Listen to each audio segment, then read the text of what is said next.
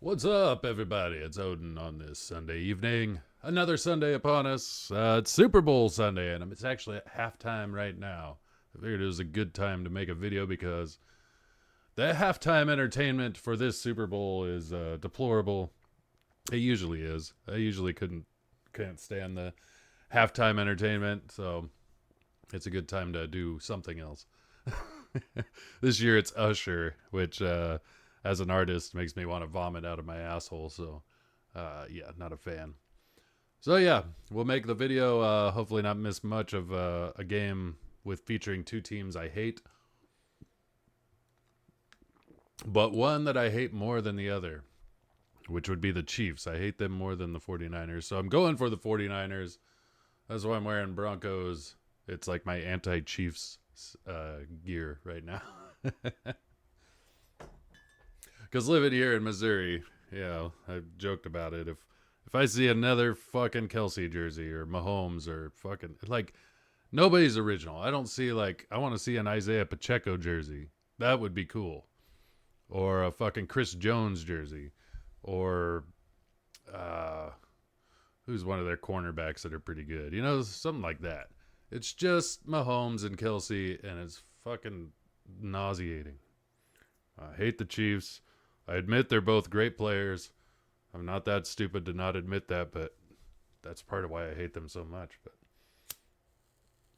anyway, the score at halftime is 10-3 with San Francisco ahead.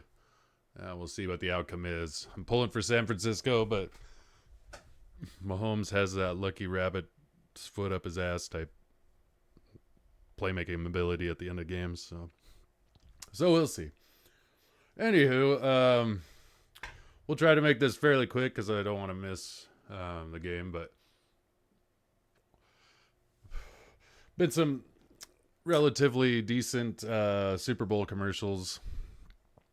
Some fairly funny ones. I can't remember which ones were good, but I do know there's been some movie trailers too, and the new Planet of the Apes trailer looked pretty cool. I was digging that. Whereas that that new Wicked movie looks dog shit. I'm like, who the hell's asking for this, really? Like, I remember when Maleficent came out, and they're like, here's her backstory, here's why she's so evil and everything. And I remember at the time kind of going, it was decent. And then it kind of slowly sunk like a slow burn. It was just like, no, fuck that. I don't want to know these fuckers' backstories. It's much more interesting to not know. And from what I gathered from that Wicked trailer, it's like the Wizard of Oz uh, issue 0, prologue, whatever. Um, that it's like the story of how the Wicked Witch became the Wicked Witch or something. It's just fucking stupid looking. It's so bad. I'm like, who the fuck is gonna watch it? Like, and I know people will go and watch it, but why? Who's asking for this shit? Anyway, so I thought that looks stupid as hell, but anyway, so some cool news. I got posted on Twitter that my friend Rob Wilson from Rob Wilson Arts, known him since I kind of came into this world of meeting other creators and fans and YouTubes and all this shit. Rob was always super cool, a unique individual, and hanging out with him was a blast. So he's in the area for the time being, as he's stationed near here. He's a military guy. But he makes his own stuff and he's working on his own projects. And he had just shared on Twitter that he was going to the Missouri Comic Con, which is in Springfield. And I was originally planning to go. I forgot it was Saturday. And he posted that. I'm like, oh shit, you're going to be in the area? We got to hook up. So I was going to go to the con, but it was sold out. And they had kind of like standby tickets, but it was really cold outside. And there was a long line. So I was like, hey man, go have fun. We'll hang out another time before you leave on your assignment. But really cool hanging out with him. We had some beers, had a shot, saluted and toasted to our futures, and he went to the con. Said it was a great time. He showed me a video that he was putting together of his time at the con. It was pretty cool. Springfield Con is kind of like Spokane Con. They're about the same size. It's a pretty small building, but it looked pretty packed, and I saw a lot of people in cosplay walking around. So people in Springfield don't get much unless they want to travel to St. Louis or Kansas City, which I'm gonna do the beginning of next month. Go to Planet Comic Con, which is in Kansas City, and that should be fun. Which I talked about last week, but seeing Rob was super cool. I've only met a few other people in this sphere, but I do want to get out to more conventions and things, and meet anybody that I've kind of got to know that's in any area that I might end up. We were talking about Chicago at one time, and that just wasn't happening. But that's like it's about the same distance between James and myself, so we're like, that would be cool. We could both make that. And that still might become a thing eventually, but and maybe we could just go just to go. We were trying to get a booth, and that didn't happen, but anyway, it was a good time. I didn't go to the convention, but I'll go to the Kansas City one. And yeah, I'm curious about the rest of the year. Next year, I want to go to a lot. I want to have booths at some. And I'm hoping that vacation time, all that stuff lines up so that I can do that. So real quick talk about what I'm working on. Like it's kind of the back and forth. It seems to be about a page a week on each, but that's just the pace I'm at right now. But I'm putting a lot into the pages, so they're not phoned in at all. But this is the new Chev page that I'm working on. It's a monster reveal, so maybe when you get your books, you'll remember, oh yeah, that monster reveal. But it ties in with this page I made last time, which is like the left-hand page. So you got this on the, it's hard to see with the camera, but let's see if I can show this proper. Well, there's space, but something like that. But when they're cut, but this was the previous page. So if you can kind of imagine those two next to each other.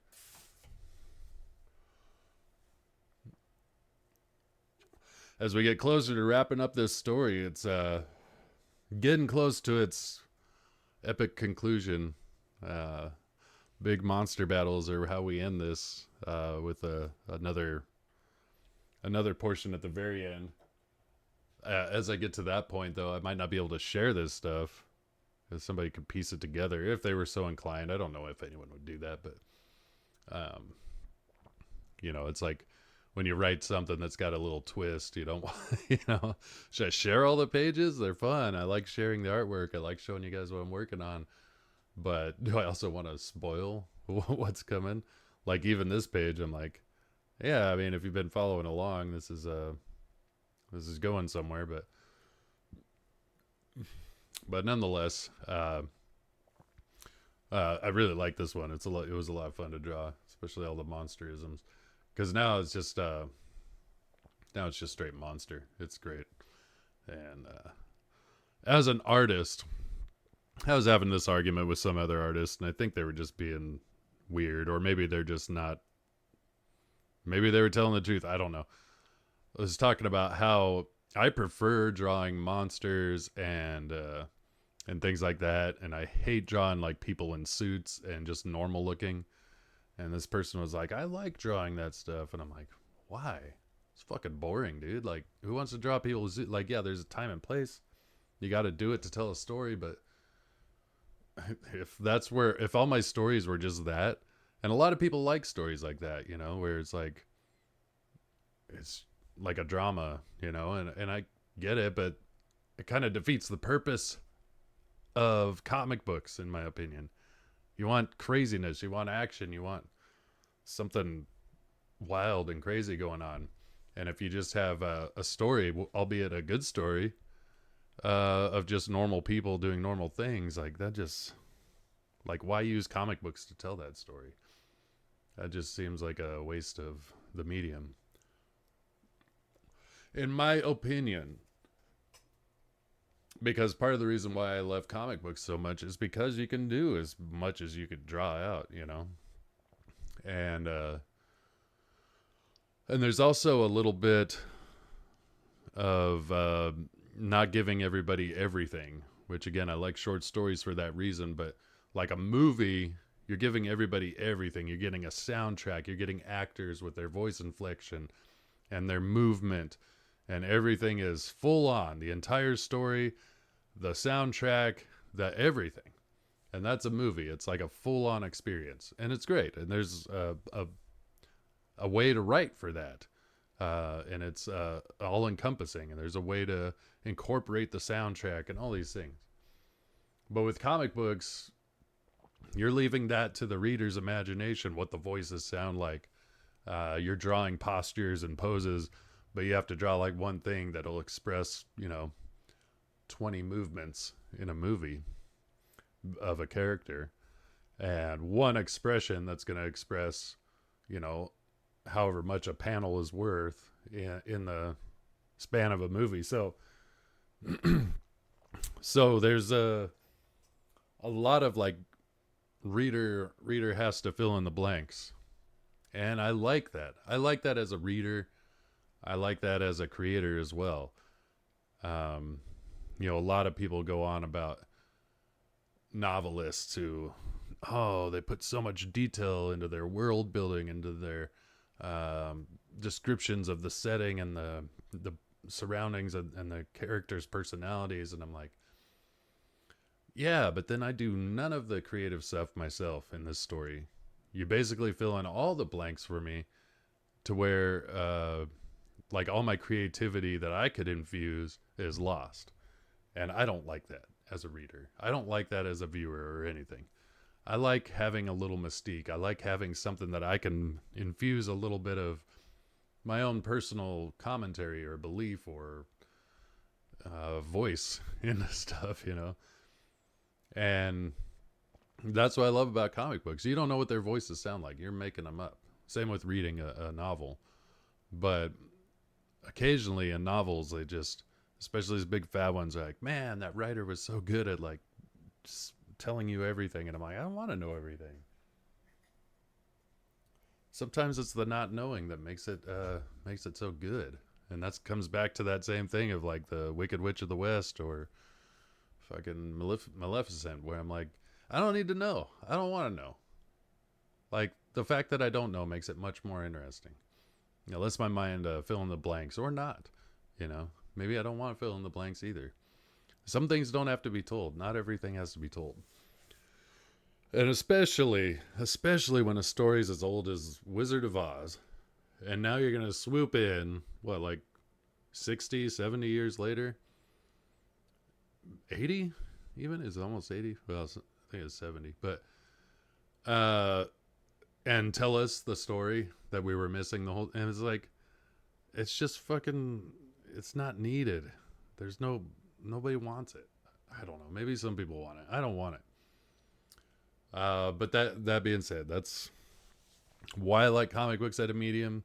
I like short stories as a medium much more than novels for that very reason. Because I guess Irene was talking about, I don't know if it was George R. R. Martin talking shit or taking a shot at Tolkien about not having the taxes of the state like built into the story or something of Middle Earth. And my friend Ryan Miller shared that out there, and I was just thinking to myself, and I ended up commenting, I'm like,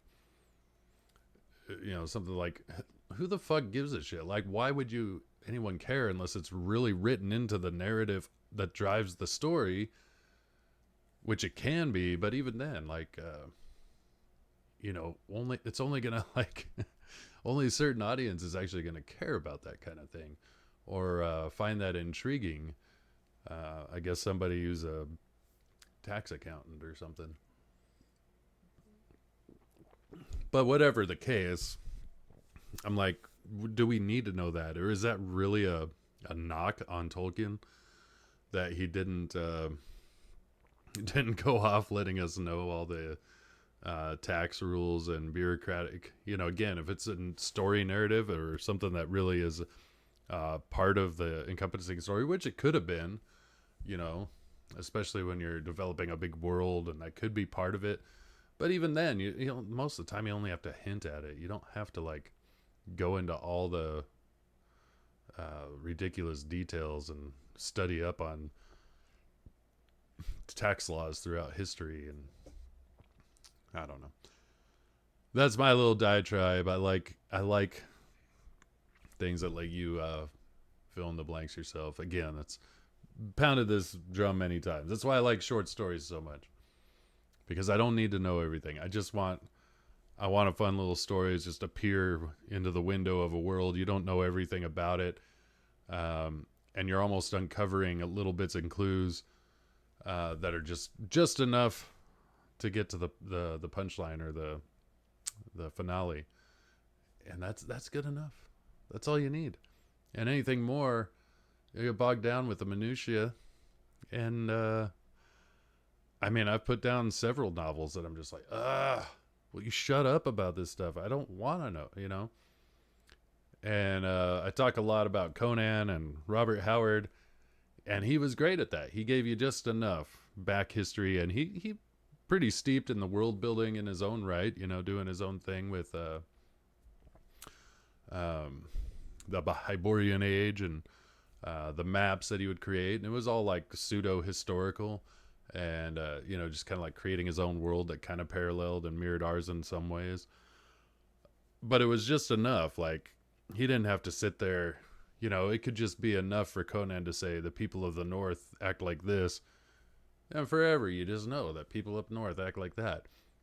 It's not like you have to get the whole history of the people of the North, which would be Samaria. They were some northern, I believe. Anyway, that's my my pulpit to pound on. That's my soapbox to stand on. So anyway, yeah, it's been fun working on these pages. This one's pretty much close to done. I got a few touch-up things I want to do, some rendering on the top panel. It's because I drew this almost backwards. I drew the bottom part first, which was this wild monster with his eyeball popping out, which is, I don't know why that was something I wanted, and I was really trying, I don't think I captured it as well as I wanted, but I was really trying to make it look like it was just about to pop, because in the scene before he's got eyelids, and and now it's like a full-on circle eye that's just like, just ready to right out at you. But anyway, that makes the monster very particular as the story goes along in his look, which will be fun. But anyway, it's been awesome drawing on these two books, Kill Them Dead and Unconditional Shove Volume 2. Having a blast, and so I hope you like the pages I'm sharing out and all that. So anyway, before I wrap this up, a nice short video. I don't have, what else can I talk about? I finally saw the movie Get Out. Is it Jordan Peele, I think is his name, who directed it? I heard such good things, and it was really good. I actually really enjoyed that one. I liked the carrying you along. I thought the ending drawn out like way too long. Like, once the reveal happened, then they're like, now we gotta tell another part of the story, and I'm like, well, you should have like just not drawn that out so much. You drew out this process of intrigue, and then you get the doors open, and you get the wide view, or the shutters open of what's actually going on, and then it just like drug it out for a long time, and I was like, well, that was unnecessary, but nonetheless it was really good. I loved the reveal. I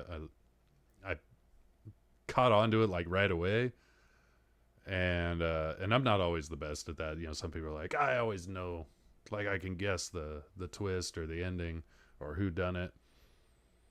And sometimes I can, sometimes I can't. This one I had a pretty good idea right away.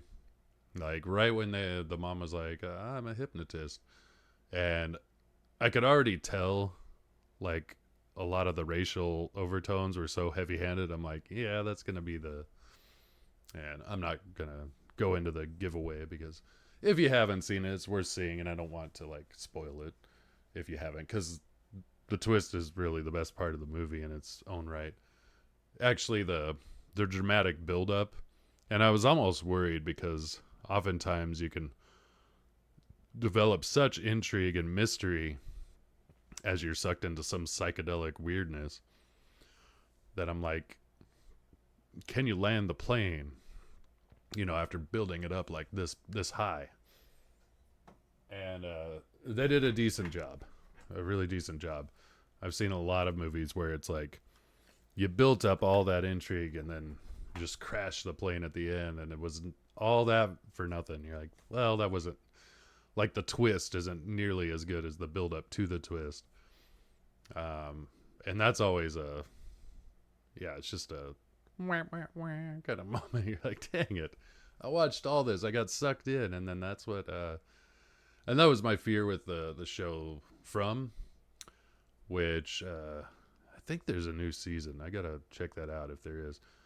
But I was really enjoying it, but I'm like, all the build up to as to why and understanding what's going on is so intriguing, and I'm like, you just gotta bring a really, really amazing twist with that much build up, that much mystery.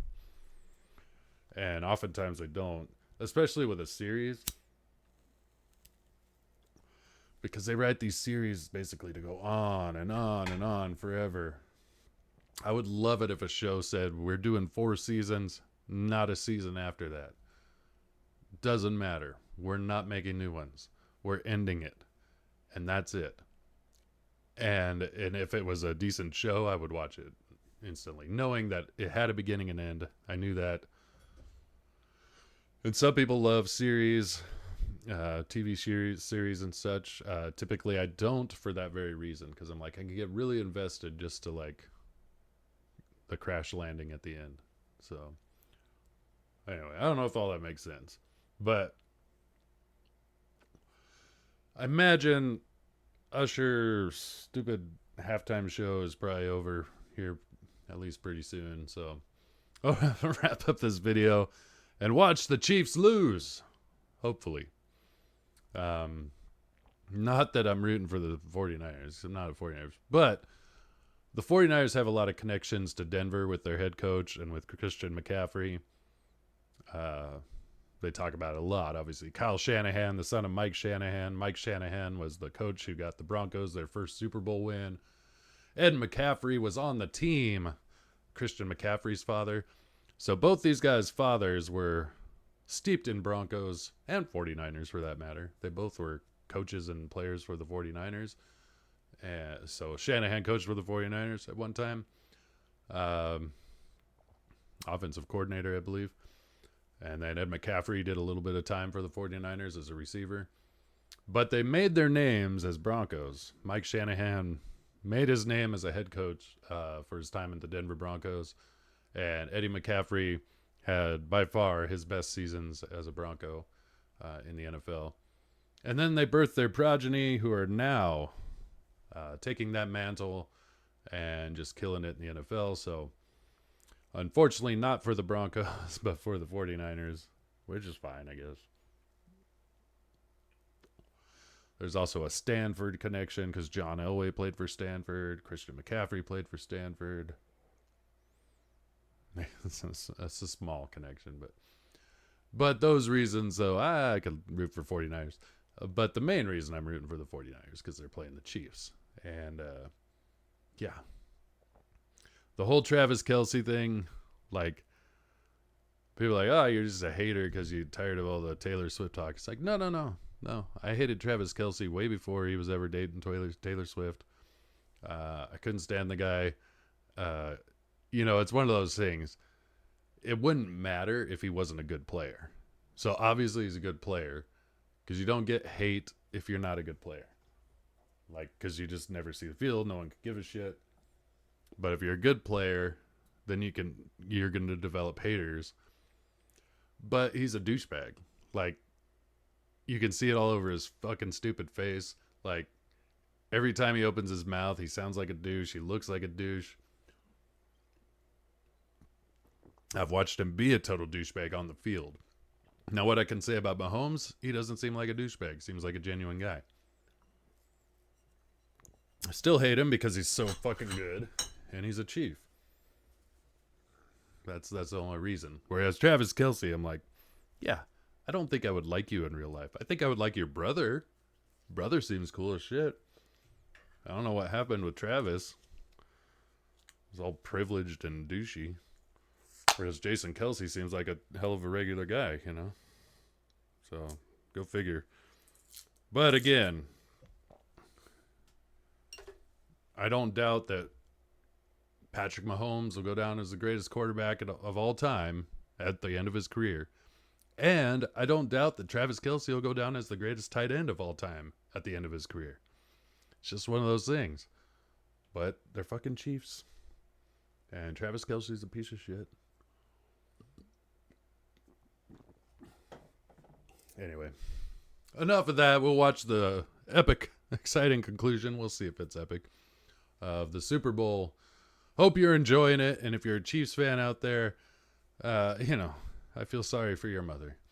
But but whatever. I'm surrounded by Chiefs fans nowadays at my job and everything. So, but I don't know. I don't know what's worse. Like mopey Chiefs fans after they lose because they're like entitled and privileged because their team's been good quite regularly for a while. Or gloating Chiefs fans because they won. At the end of the day, I just want them to lose. So anyway, that's all I got. Once again, shout out to Rob Wilson. It was awesome meeting you, brother. If you see this, and hopefully meet again before you move on. And then, wherever you're at in life, hope you're facing all your obstacles with power and courage and integrity and just being pure awesome in everything you do. And usually things will work out. So until next time, Zoden here. We'll see ya. Later.